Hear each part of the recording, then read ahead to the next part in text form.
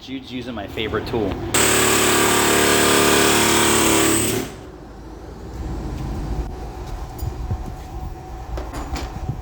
That's my favorite tool. Jude is just undressing the rod knocking engine out of here with 280,000 miles on it. It is rod knocking? Rod knocking. I wasn't sure if it was piston And slab. we have the JDM motor over there. I don't know if that's truly JDM, but he got it from JDM California. Well, they normally import them from Japan. Is it? Okay. So,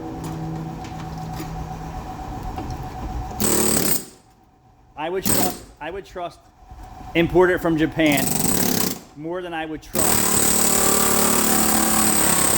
getting it from your local salvage yard in South Jersey or anywhere, because they all lie. So if anyone's had a bad experience with JDM, say so.